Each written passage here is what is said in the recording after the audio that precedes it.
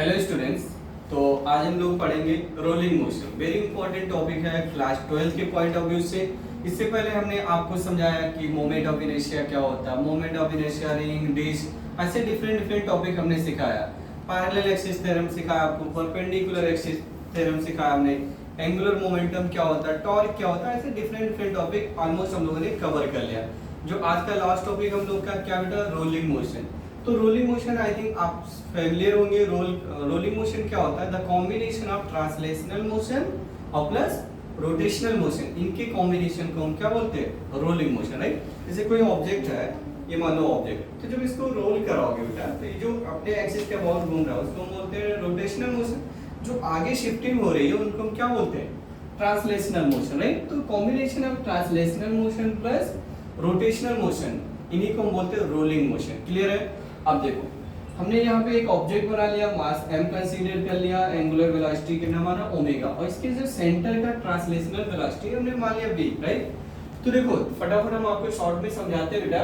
तो total kinetic energy, total kinetic energy क्या बनेगा, kinetic energy of translational plus kinetic energy of rotational. Okay, translational क्या होता है, हाफ mv स्क्वायर और plus rotational half i omega square. इतना समझा ना आपने, यस।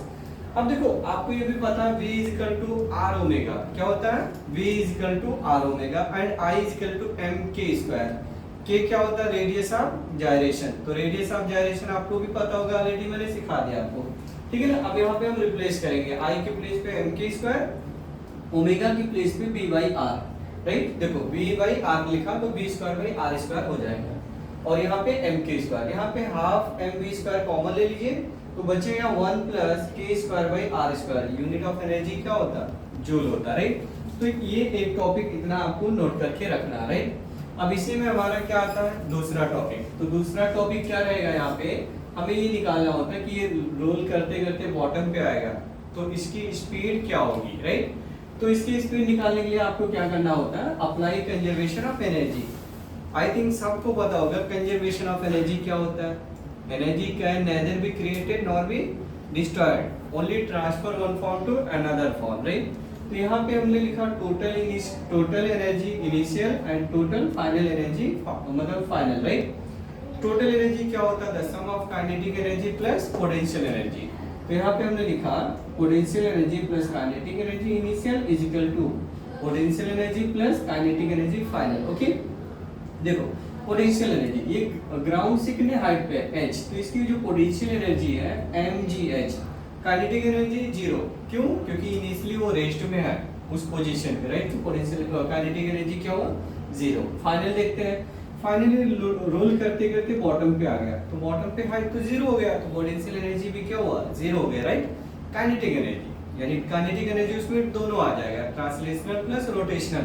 तो अभी ये चीज हम लोगों ने निकाल लिया कि काइनेटिक एनर्जी क्या होगा, हाफ mv स्क्वायर ब्रैकेट में 1 plus k square by r square. यहाँ पे हमने यूज कर लिया उसको, बोथ साइड से m कैंसिल हो जाएगा। आफ्टर सिंप्लीफिकेशन हमें मिलता है v square is equal to 2gh upon 1 plus k square by r square. अब स्क्वायर हम हटाएंगे तो रूट लगा देंगे, यहाँ जगह नहीं है, हम यहाँ पे यूज करेंगे v is equal to root 2gh upon 1 plus k square by r square. I hope आपको अच्छे से समझा ये वाला टॉपिक, राइट। अब दूसरी चीजें इसमें ये निकलवाते हैं हम लोग से कि एक्सेलरेशन क्या होगा, उस जो ऑब्जेक्ट है, बॉडी है, उसका एक्सेलरेशन क्या होगा। तो आई होप सबको पता होगा equation of motion, kinematical equation of motion कितने होते हैं बेटा, 3, right. v is equal to u plus at, s is equal to ut plus half at square, b square is equal to u स्क्वायर plus 2as। ये third equation, okay. अब देखो b square का मतलब ये वैल्यू हम लोगों ने यहाँ पे रखा, ये जो हम लोगों ने लिखा ना v स्क्वायर, ये हमने यहाँ पे यूज कर लिया। क्लियर है, 2gh upon 1 plus k square by r square. u initially क्या है, ये रेस्ट में है, तो इनिशियल वेलोसिटी क्या है बेटा, 0, तो u स्क्वायर 0 हो गया। 2a हम कैसे निकालेंगे, आई होप सबको पता होगा साइन थीटा क्या होता है, साइन थीटा होता है अपोजिट अपॉन हाइपोटेनियस, यानी देखो परपेंडिकुलर अपॉन हाइपोटेनियस, तो h अपॉन s। तो जब हम s को सब्जेक्ट बनाएंगे तो साइन इसके नीचे आएगा h अपॉन साइन थीटा, यहाँ पे हमने पुट कर लिया h upon sine theta, right. 2h और इधर भी 2h है, इधर से आप देखो टू टू कैंसिल हो गया, एच एच कैंसिल हो गया, हम सिंप्लीफाई करेंगे तो इधर जाएगा साइन, तो जी साइन थीटा अपॉन ये चीज इधर ही रहेगा 1 प्लस के स्क्वायर बाई आर स्क्वायर। तो ये एक्सेलरेशन हमें फाइंड आउट होगा। ये तीन चीजें हमें निकालना होता है। अब देखो हम आपको केसेस बताते हैं, स्पेशल केसेस, जैसे कंडीशन हम मान लेते हैं कि अगर वो जो रोल करने वाली बॉडी है वो रिंग है, क्या बेटा, रिंग। रिंग का moment of inertia half m r square, centre के अबाउट क्या होता है, हाफ एम आर स्क्वायर होता है। ये डिश के लिए समझा ना, तो डिश का होता है half m r square, ring का होता है एम आर स्क्वायर। तो यहाँ पे हमने रिंग लिखा है, तो m r square is equal to m k square, radius of gyration के फॉर्म में, एम कैंसिल हो जाएगा तो k square by r square की वैल्यू कितना आया 1।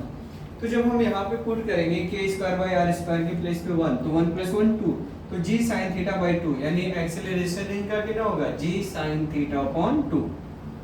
सिमिलरली अगर हम बात करें डिस्क होता है, यहाँ पे लिख लो फॉर डिस्क, तो डिस्क अगर हमें यूज करना है तो देखिएगा हमने क्या लिखा बेटा, डिस्क। डिस्क का moment of inertia I is equal to, मान लो हम लिख रहे हैं एम के स्क्वायर, और डिस्क का होता है बेटा half m r square is equal to m k square, right. M और एम कैंसिल हो गया, क्लियर है। अब ये देखो k square by r square की वैल्यू क्या आएगी, k square by r square की वैल्यू कितना आएगी 1/2। आप यहाँ पे पुट कर लो 1/2। तो जब 1/2 यहाँ पे पुट करोगे तो सिंप्लीफाई करोगे तो 2g sin थीटा अपॉन 3 आ जाएगा डिस्क के लिए। तो आई होप आप ऐसे सम इजीली आप सॉल्व कर सकते हो, राइट। तो चलिए मिलते हैं नेक्स्ट वीडियो में, बाय बाय।